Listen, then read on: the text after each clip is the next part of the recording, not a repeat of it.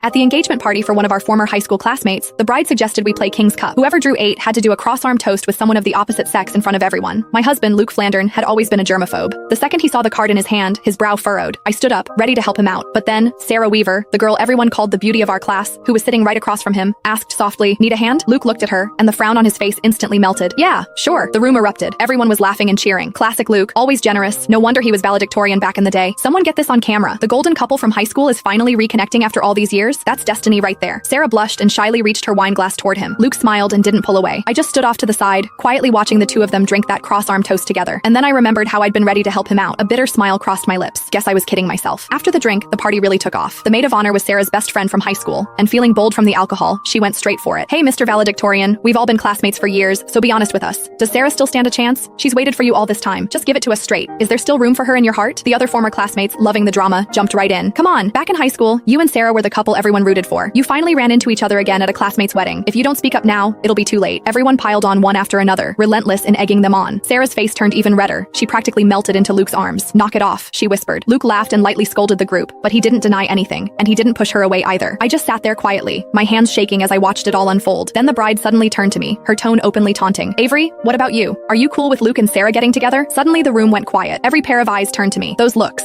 curious, mocking, hungry for a show, yanked me straight back 10 years, to the day Sarah confessed to Luke. I remembered it like it was yesterday. It was a sunny afternoon during gym class. In front of everyone, Sarah laid her heart out to Luke. At the time, Luke was already my boyfriend. Too embarrassed to turn her down directly, he shot me a helpless look. Acting on instinct, I stepped in front of him. "Sarah, Luke doesn't like you. Please stop putting him on the spot." Sarah froze. Her eyes went red, and tears immediately started streaming down her face. Luke's expression shifted too. Without a second thought, he shoved me aside and ran after her. The people around us immediately started whispering, "Avery's out of line, don't you think? What does who Luke likes have to do with her? She's such a busybody. For real, who does she think she is? Just because she sits next to Luke, she acts like she owns him." So gross. I stood there helplessly, trying to explain that I wasn't just his desk mate. I was Luke's girlfriend. But just then, Luke came back to grab some tissues. He heard what I said and stopped in his tracks. "She's joking." He said it to the classmates around us, defining our childhood sweetheart relationship of a year and 8 months with a single sentence. For that entire gym class, I endured the strange looks from everyone around me until I wished the floor would open up and swallow me. That night, I hid in my room and cried by myself when Luke knocked on my door. He apologized, saying he hadn't meant it that day. He just didn't want everyone gossiping about us, so he hadn't admitted we were together. He also said I shouldn't have been so harsh with Sarah. She had cried for a long time afterward, and he couldn't stand seeing her like that. In the end, he gave me a braided bracelet and made me a promise that once we graduated, he would officially tell everyone we were a couple. 10 years later, that braided bracelet was still wrapped around my wrist. I snapped back to the present. The bride was still defending her best friend. "Sarah, don't try to stop me. Back in high school, Avery was always causing problems. If she hadn't gotten in the way, you and Luke would have been together ages ago. You never would have had to wait this long. Avery ruined your happiness. Today, I'm getting to the bottom of this. Avery, answer me. Do you support Luke and Sarah being together or not?" The bride glared at me aggressively as